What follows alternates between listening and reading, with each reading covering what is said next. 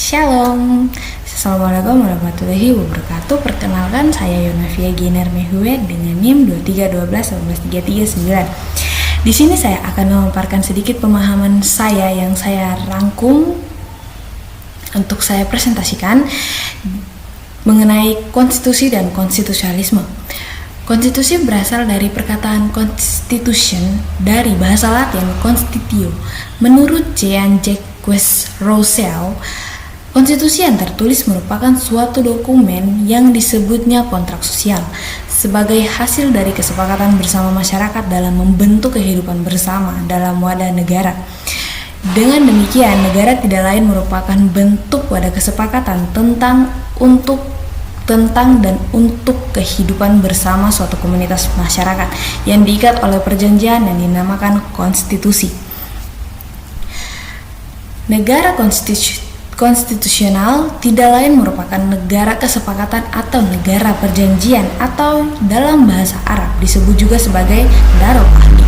Sehingga konstitusionalisme dipandang sebagai suatu paham atau paradigma pemikiran mengenai berkehidupan bersama dalam wadah organisasi berdasarkan perjanjian atau kesepakatan sosial yang biasanya didirikan bersifat tertulis dalam suatu naskah yang terkodifikasi.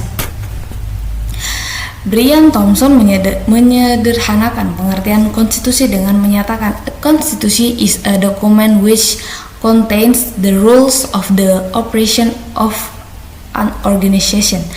The New Oxford America Dictionary juga menguraikan a constitution is a set of fundamental principles or established precedent according to which a state or other organization is governed. Artinya konstitusi difungsikan sebagai pedoman dan acuan tertinggi dalam rangka bekerjanya roda organisasi, baik dalam pengertian organisasi negara ataupun organisasi lainnya.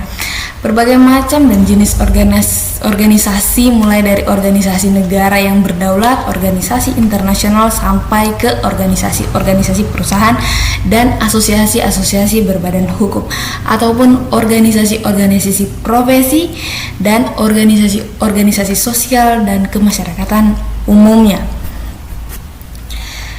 Konstitusionalisme dapat diartikan sebagai suatu konsep yang mencangkup pokok-pokok pemikiran, pandangan, sikap-sikap, dan pola perilaku dalam kehidupan bersama dalam wadah organisasi bernegara atau organisasi kebersamaan lainnya yang mencerminkan, menjabarkan, dan menjalankan prinsip-prinsip dasar di mana otoritas kekuasaan pemerintahan ataupun otoritas pengurus dalam pengelolaan organisasi berasal diatur, dibimbing, diarahkan, dan digerakkan serta dibatasi oleh suatu tata aturan hukum dan etika yang bersifat fundamental yang disebut constitutional law and ethics. Karena itu, berkonstitusi belum tentu secara optimis menjalankan prinsip konstitusionalisme dalam praktik kekuasaan.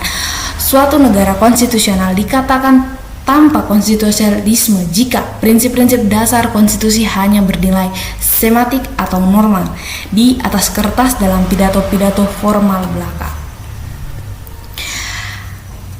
Prinsip supremasi konstitusi. Konstitusi dikontraksikan sebagai sebuah norma tertinggi yang menduduki semua jenis norma yang berlaku beri kehidupan bersama bagi norma agama, religious norms, norma etika, ethic norms, dan apalagi norma hukum, legal norms.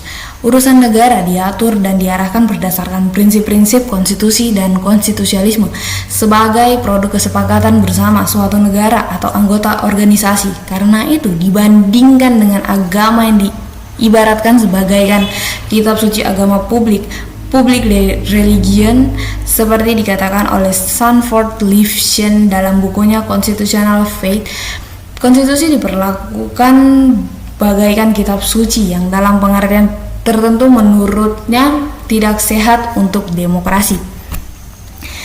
Perspektif tentang sistem supremasi konstitusi itu harus dibedakan dalam perspektif yang berlaku sebelumnya di Indonesia, ya, itu sebelum reformasi, di mana Undang-Undang Dasar 1945 menetapkan kedudukan MPR sebagai lembaga tertinggi negara dalam sistem. Demikian yang berlaku adalah supremasi institusi,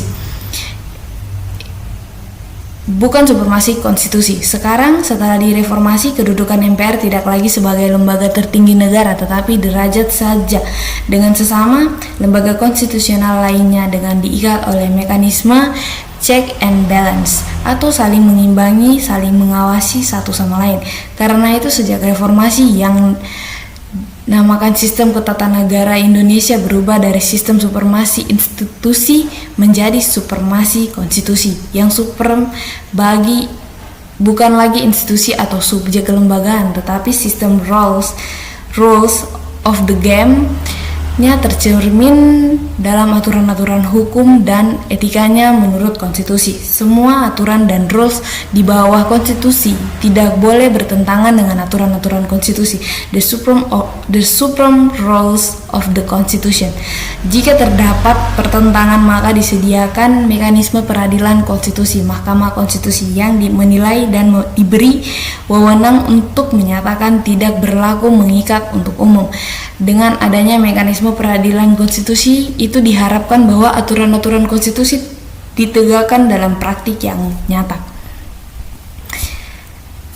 Sekian pemahaman saya mengenai apa itu konstitusi dan konstitusialisme. Apabila ada salah kata ataupun kurangnya pemahaman saya mengenai materi yang saya baca dan yang saya paparkan, kiranya saya meminta maaf apabila ada salah kata yang tidak sesuai ataupun pemaparan saya yang belum secara 100% sempurna. Saya mohon maaf. Apabila ada koreksi, bisa dikoreksi. Terima kasih untuk dosen pengampu.